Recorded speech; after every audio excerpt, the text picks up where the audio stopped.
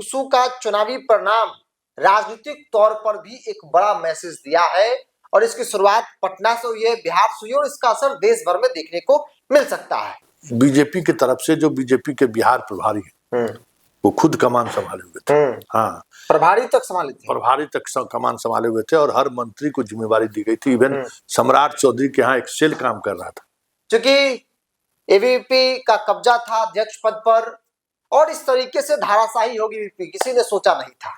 वामपंथी संगठनों का ये हाल होगा किसी ने सोचा नहीं था, क्योंकि हर बार डपली की आवाज सुनाई देती थी। इस बार वो गूंज नहीं दिखी। हाँ, ये जो रिजल्ट है ना, मतलब बीजेपी इसलिए इसको चुनौतीपूर्ण ले रहा था या जदयू को भी कह रहा था कि आप मैदान में मजबूती से लड़िए, कि वो जो कास्ट पॉलिटिक्स जिससे बिहार बाहर निकल चुका है, नीतीश की राजनीति के बाद, मतलब MY समीकरण का वो राजनीति से चीजें बाहर निकल रही हैं, वो फिर से स्थापित नहीं हो। जो कुछ सोशल मीडिया पर ट्रेंड दिख रहा है और जिस तरीके से सवर्ण मानसिकता के जो छात्र हैं या हिंदूवादी संगठन के नाम पर जो आजकल एक अलग तरीके का गुंडई चलता है, कह सकते हो, कि वो जो एक नया पौधा पैदा लिया है 2014 के बाद का पौधा,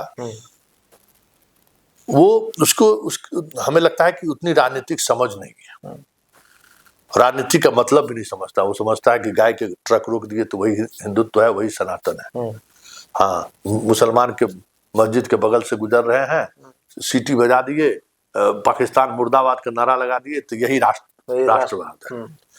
तो ये जो पौधा है ना, जो मोदी के शासनकाल में जो नया वृक्ष पैदा लिया है, पौधा लिया है, ये मतलब अनगाइडेड मिसाइल है।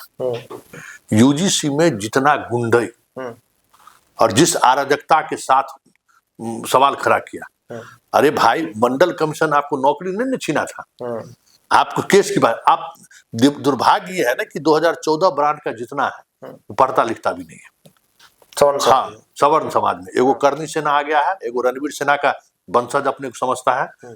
ये सब जितना सेना सब है ना, उस सेना में जो लोग है उसका थोड़ा एजुकेशनल बैकग्राउंड देख लो कि क्या है। वो समझता है टीका लगा लेना, मुरेठा बांध लेना, तलवार, हाँ, ये हम सबको डरा देंगे। तो औकात बता दिया ना, सोशल प्लेटफॉर्म से भी भगा दिया और चुनाव में भी 0 सन्नाटा। बहुत ठीक नहीं रही। आज तक कभी अध्यक्ष पद के उम्मीदवार को इतना कम वोट आया था? आज एगो सोशल मीडिया पर हमसे कह रहा था कि आप तो उस उम्मीदवार का, महिला जो एबीवीपी का उम्मीदवार था, उसको आप उसको ट्रोल कर रहे थे। हाँ, हम विरोध कर रहे थे, इस तरह की बात विरोध कर रहे थे। हम कहे भाई, हम तो उसको विरोध नहीं कर रहे थे, भूमिहार हॉस्टल में पहुंच के जो रो रही थी ना, उसके कायरता पर हमको गुस्सा आ रहा था। कि तो स्थिति लग रहा था कि पांडव के महफिल में जो है वो एक द्रौपदी के साथ चिरहरण कर रहा है, जितना छोकरा अगल बगल में खड़ा था। हाँ, अब हम बहन मान लिए और अब हम तुमको जिता दिए। काहे ने जिता लिए?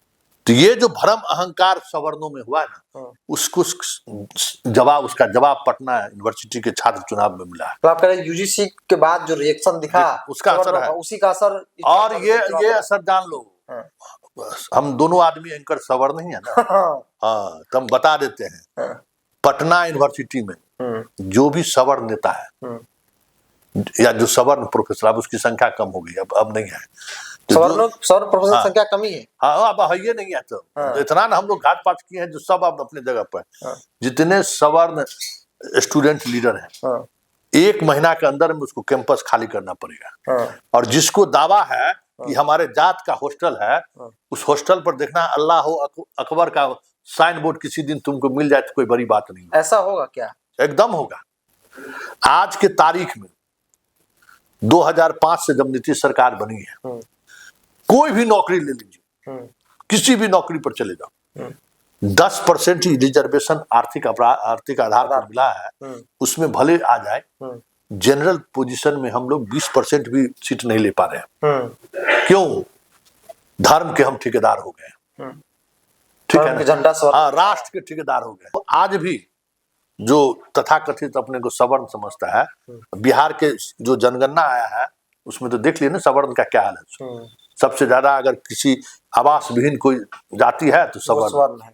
हाँ, भूमिहीन की संख्या बढ़ते जा रहा है। एक बड़ा तबका तो दिख रहा है, हाँ। जमीन बेचने पर ही पूरी सब इकोनॉमी व्यवस्था उसका चल रहा है। उसी पे तो ये अब हाथी चला गया है, सिकड़ी लेके घूम रहा है घूम रहा है। और हाथी था मेरे पास। हाँ हाथी था मेरे पास, हाँ। अभी भी वही ऐठन है। एक समय बिहार में भी जो सवर्ण मुख्यमंत्री, उस वक्त में भी कांग्रेस की सरकार थी, तो दलित, मुसलमान और सवर्ण का एक समीकरण रहा है बिहार में, ये वही, प्रमाणित है। अरे जब तक ये समीकरण रहा कोई दूसरा नहीं बन नहीं बना। हाँ, उस समीकरण का उसको लाभ मिला।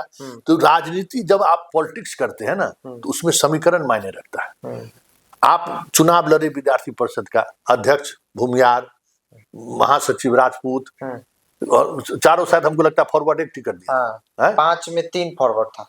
3 फॉरवर्ड को हाँ, टिकट 3 दिया। फॉरवर्ड। अब बताइए, नीतीश कुमार सवर्णों के रहनुमा? नहीं, सवर्ण का रहूंगा। सवर्ण। हाँ, जो राजनीति अब आएगी बिहार में ना, तो जितने सवर्ण के जो अपने आप को मठाधीश समझते हैं, सोशल मीडिया पर जो बखान करते हैं, सोशल मीडिया तो छोड़ना ही पड़ेगा, बिहार छोड़ना पड़ेगा। क्यों, ये बता देते हैं। क्यों? लालू यादव शासनकाल में सब छोड़ा था ना। हाँ। गांव छोड़ के पटना आया, पटना से जाके पटना वाले फिर बाहर दूसरे गए, प्रदेश चले गए। नीतीश कुमार आए तो क्या किया उन्होंने? नीतीश कुमार ने पिछड़ावाद का जो एक राजनीति था, उसको अति पिछड़ा में बांटा, समीकरण को बदल दिया उसने। लेकिन इस बात को किसी सवर्ण नेता ने नहीं समझा। क्या कहते हैं, जगदीश शर्मा जो है अंततः लालटेन पकड़ना ही पड़ा उनको। अरुण कुमार को नीतीश कुमार के पेट में दांत गाली गलौज किए, अंत में उनको आना ही पड़ा नीतीश के शरण में। जितना सवर्ण नेता है आप उसका उठा लीजिए। क्यों? नीतीश कुमार के साथ अगर मिलकर सवर्ण राजनीति किया जाता, ठीक है ना, तो बिहार में आज नीतीश कुमार प्रधानमंत्री भी रहते, देश के प्रधानमंत्री। देश के प्रधानमंत्री डिसीजन 14 में लेना चाहिए था। 2014 के जो बिहार के सवर्ण को जो दिखाई दिया था ना नरेंद्र मोदी, उसी का भुक्तभोगी आज हिंदू सम्राट। 2014 की हार ने नीतीश कुमार की पूरी राजनीति को बदल दिया। नीतीश को उस वक्त उनको लगता था कि सवर्ण मेरे साथ आएंगे 14 को चुनाव में, उसको लगता ही था। हाँ। नमस्कार, खबर की शुरुआत करने से पहले आप तमाम दर्शकों को रंगों का त्योहार होली की ढेर सारी शुभकामना, बधाई। उम्मीद करेंगे आपका होली बहुत अच्छा से मने। अब आते हैं खबर पर। बिहार की राजनीति में कई बातों की चर्चा खूब हो रही है। कल देर रात से अभी और कल तक संभवतः होगी। कल देर रात जिस प्रकार से पटना यूनिवर्सिटी छात्र संघ चुनाव का रिजल्ट आया, कई तरह के सवाल खड़े हुए और कहा गया कि वो पूसू का चुनावी परिणाम राजनीतिक तौर पर भी एक बड़ा मैसेज दिया है और इसकी शुरुआत पटना से हुई है, बिहार से हुई और इसका असर देश भर में देखने को मिल सकता है। क्योंकि एबीवीपी का कब्जा था अध्यक्ष पद पर और इस तरीके से धाराशाही होगी एबीवीपी, किसी ने सोचा नहीं था। एनएसयूआई अध्यक्ष पद पर कब्जा किया, इसके साथ एक और पद, और जो पूरा चुनावी माहौल बना, जिस प्रकार से वोटों का अंतर हार जीत में था, कई तरह के सवाल थे। मेरे साथ वरिष्ठ पत्रकार संतोष सर है। सर, जिस प्रकार से कल रिजल्ट आया छात्र संघ वाला, लगता नहीं कि एक बड़ा मैसेज दिया है चुनाव परिणाम और कई तरह के राजनीतिक संकेत भी है? देखिए, सबसे पहले तो हम अपने दर्शकों को एक बात जानकारी दे दें कि जदयू और बीजेपी इस चुनाव को लेकर सबसे ज्यादा मतलब कह सकते हैं कि रिजल्ट हमारे पक्ष में हो, इसके लिए मेहनत कर रहे थे सारे विधायक। शालिनी मिश्रा से लेके कौन कौन जदयू के विधायक, सभी लोग, अशोक चौधरी, सब लोग लगे हुए थे। और बीजेपी की तरफ से जो बीजेपी के बिहार प्रभारी हैं, वो खुद कमान संभाले हुए थे। हाँ, प्रभारी तक संभाले थे। प्रभारी तक कमान संभाले हुए थे और हर मंत्री को जिम्मेवारी दी गई थी। इवन सम्राट चौधरी के यहाँ एक सेल काम कर रहा था। हाँ, इस पूरे चुनाव को लेकर, मतलब पूरा प्रतिष्ठा का विषय बना हुआ था दोनों गठबंधन के बीच। आरजेडी कहीं दिख ही नहीं रहा था। वो अभी राजनीति का तो हाल रहा न, कोई रोबन हारा वाला बात, उस पर कहीं कोई चर्चा ही नहीं थी। वामपंथी संगठनों का ये हाल होगा किसी ने सोचा नहीं था, क्योंकि हर बार डफली की आवाज सुनाई देती थी। इस बार वो गूंज नहीं दिखी। हाँ, हमें चाहिए आजादी, वो आजादी वाला भी गूंज नहीं दिखा। और स्वाभाविक तौर पर रिजल्ट जो है ये कांग्रेस की या सिर्फ पप्पू यादव की जीत नहीं है। यह जीत, देखिए, हाल के दिनों में जो आंदोलन हुआ यूजीसी को लेकर और जिस तरीके से नंगा नाच कह सकते हैं कि सवर्णों ने सोशल मीडिया पर मचाया। जो काम लालू यादव अपने राजनीतिक दौर में करते थे, वो काम सोशल मीडिया पर सवर्णों ने आक्रामकता दिखाकर, गुंडई दिखाकर कर दिया। और ये जो रिजल्ट है ना, मतलब बीजेपी इसलिए इसको चुनौतीपूर्ण ले रहा था, या जदयू को भी कह रहा था कि आप मैदान में मजबूती से लड़िए, कि वो जो कास्ट पॉलिटिक्स जिससे बिहार बाहर निकल चुका है, नीतीश की राजनीति के बाद, मतलब MY समीकरण का वो राजनीति से चीजें बाहर निकल रही हैं, वो फिर से स्थापित नहीं हो, इसलिए बीजेपी और जदयू पूरी ताकत लगा रखा, पूरी ताकत। हाँ। लेकिन वहाँ एक निर्दलीय ओसामा है, उसने MY समीकरण को भी लिया, बहुजन समाज को भी जोड़ा, और रिजल्ट क्या हुआ सो सामने है। देखिए, ये रिजल्ट कई मायने में महत्वपूर्ण है। बिहार के सोशल मीडिया के फील्ड में आप आंदोलन करने की स्थिति में कोई नहीं है, अब तो कोई आंदोलन होता भी नहीं, कोई सड़क पर नहीं उतरता है। कभी हुआ था आंदोलन, हाँ, मतलब कभी 74 आंदोलन को लोग याद करते हैं, हाँ। तो लेकिन अब जो स्थिति है, जो कुछ सोशल मीडिया पर ट्रेंड दिख रहा है, और जिस तरीके से सवर्ण मानसिकता के जो छात्र हैं, या हिंदूवादी संगठन के नाम पर जो आजकल एक अलग तरीके का गुंडई चलता है, कह सकते हो, कि वो जो एक नया पौधा पैदा लिया है 2014 के बाद का पौधा, वो हमें लगता है कि उतनी राजनीतिक समझ नहीं है। राजनीति का मतलब भी नहीं समझता, वो समझता है कि गाय के ट्रक रोक दिए तो वही हिंदुत्व है, वही सनातन है। हाँ, मुसलमान के मस्जिद के बगल से गुजर रहे हैं, सीटी बजा दिए, पाकिस्तान मुर्दाबाद का नारा लगा दिए, तो यही राष्ट्रवाद है। तो ये जो पौधा है ना, जो मोदी के शासनकाल में जो नया वृक्ष पैदा लिया है, पौधा लिया है, ये मतलब अनगाइडेड मिसाइल है।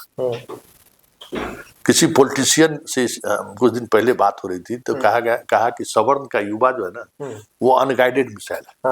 मतलब छूटना गिरना चाहिए उसको इराक पर, जाके गिर जाएगा इजराइल पर। कोई मतलब नहीं। हाँ, और न अपने नेता के प्रति उसको, कि नेता के राजनीतिक समझे से कोई मतलब नहीं है। हम उस राजनीति को, जो हमारा नेता कह रहा है, उसके पीछे की राजनीति क्या है, कोई मतलब नहीं है। UGC में जितना गुंडई और जिस अराजकता के साथ सवाल खड़ा किया, अरे भाई, मंडल कमीशन आपको नौकरी नहीं छीना था, आपको केस की बात। आप दुर्भाग्य ये है ना कि 2014 ब्रांड का जितना है, पढ़ता लिखता भी नहीं है। हाँ, सवर्ण समाज में एगो करनी सेना आ गया है, एगो रणवीर सेना का वंशज अपने को समझता है। ये सब जितना सेना सब है ना, उस सेना में जो लोग है, उसका थोड़ा एजुकेशनल बैकग्राउंड देख लो कि क्या है। वो समझता है टीका लगा लेना, मुरेठा बांध लेना, तलवार, हाँ, ये हम सबको डरा देंगे। तो औकात बता दिया ना, सोशल प्लेटफॉर्म से भी भगा दिया, और चुनाव में भी 0 सन्नाटा। बहुत ठीक नहीं रही। आज तक कभी अध्यक्ष पद के उम्मीदवार को इतना कम वोट आया था? आज एगो सोशल मीडिया पर हमसे कह रहा था कि आप तो उस उम्मीदवार का, महिला जो AVP का उम्मीदवार था, उसको आप उसको ट्रोल कर रहे थे। हाँ, हम विरोध कर रहे थे। हम कहे भाई, हम तो उसको विरोध नहीं कर रहे थे, भूमियार के हॉस्टल में पहुंच के जो रो रही थी ना, उसके कायरता पर हमको गुस्सा आ रहा था। कि तो स्थिति लग रहा था कि पांडव के महफिल में जो है, वो एक द्रौपदी के साथ चिरहरण कर रहा है, जितना छोकरा अगल बगल में खड़ा था। हाँ, अब हम बहन मान लिए, और अब हम तुमको जिता दिए। काहे ने जिता लिए?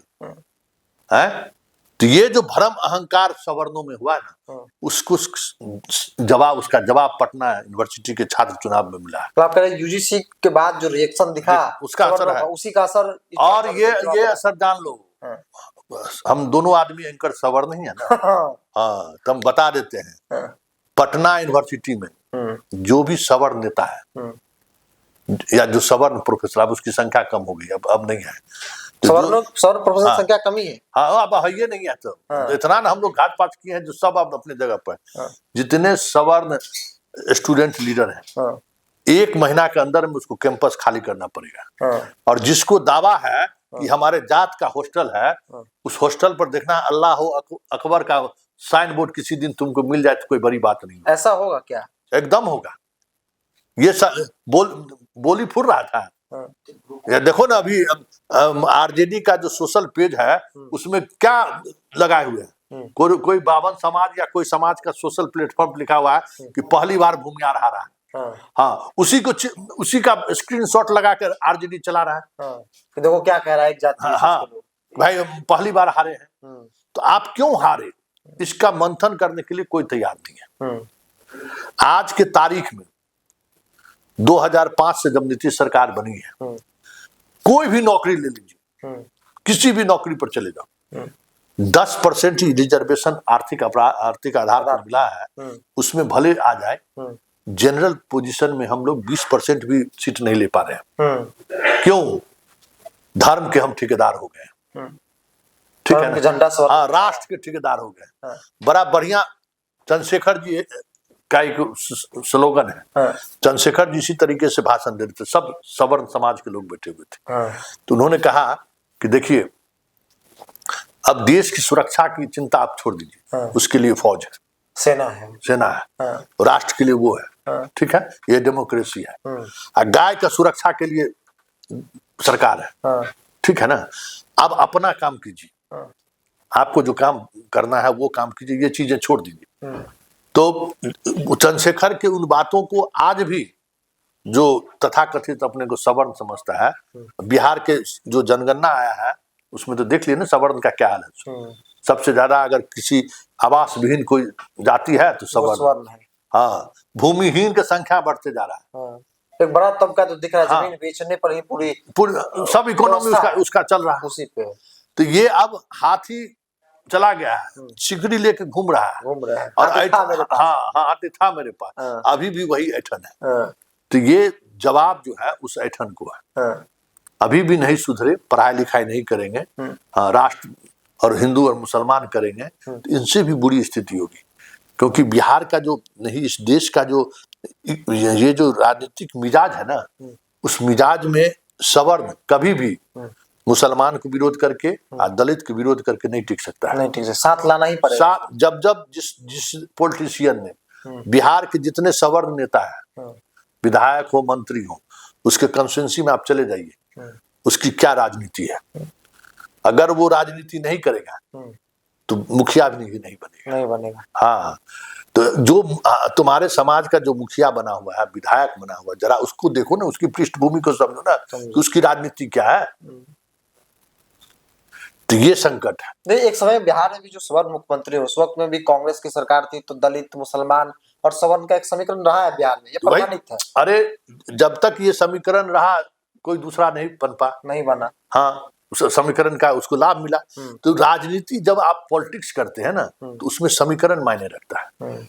आप चुनाव लड़े विद्यार्थी परिषद का अध्यक्ष भूमिहार, महासचिव राजपूत, और चारों शायद हमको लगता है फॉरवर्ड एक टिकट दिया। 5 में 3 फॉरवर्ड था, 3 फॉरवर्ड को टिकट दिया। अब बताइए, उधर देख लो, निर्दलीय पैक्ट कर लिया, तुमसे ज्यादा होशियार निकला हुआ, ओसामा से पैक्ट करके यादव को मुसलमान का भी वोट ट्रांसफर करा दिया।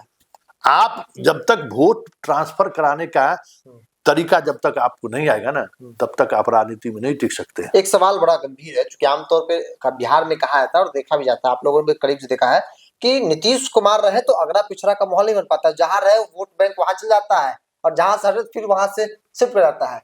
नीतीश कुमार अभी राजनीति में है, चीफ मिनिस्टर बिहार के हैं, बावजूद भी अगड़ा पिछड़ा का माहौल तो पटना यूनिवर्सिटी बन गया। छात्र जदयू की भी हालत बहुत अच्छी नहीं थी।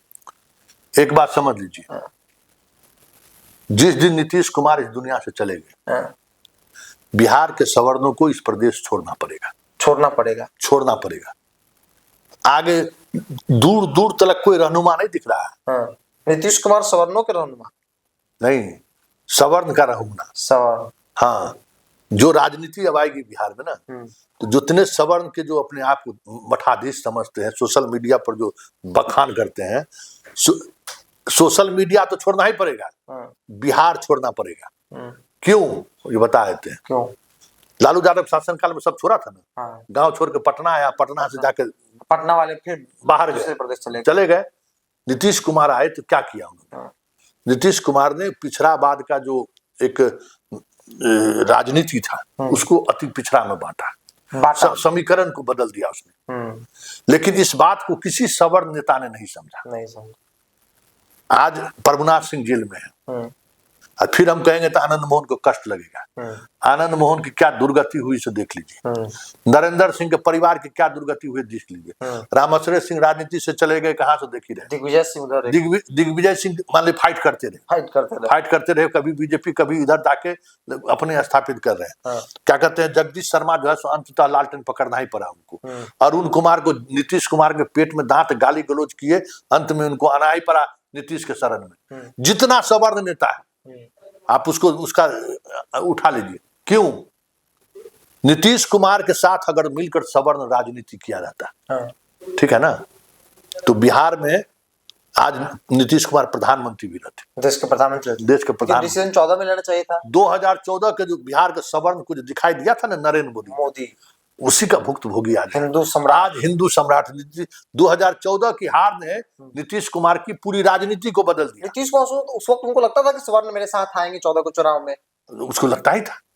हाँ, उनको लगता ही था कि भाई मोदी में क्या दिखता है, हमें दिखेगा। हमने भाई लालू को रोका है, हमने सुशासन लाया तो किसका डेवलपमेंट हुआ? सुशासन आया तो किसका डेवलपमेंट हुआ? पटना के शहर में आप इतने बड़े, आज आप जोड़ दीजिए नीतीश कुमार के शासन काल में जितने बड़े ठेकेदार बने, कौन है वो लोग? लेकिन 2014 के बाद नीतीश कुमार की राजनीति बदल गई।